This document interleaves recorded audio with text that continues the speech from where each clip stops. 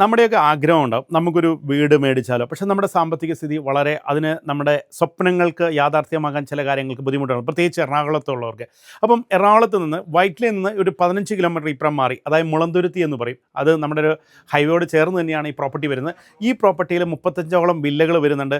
2 acre 68 cent സ്ഥലത്തിൽ 3 bedroom മുതൽ 4 bedroom വരെയുള്ള കാര്യങ്ങൾ വരുന്നുണ്ട്. അപ്പോൾ ഇതിൽ 6 സെൻറ്റ് മുതലുള്ള മുകളിലേക്കുള്ള പ്രോപ്പർട്ടികളാണ് വരുന്നത്.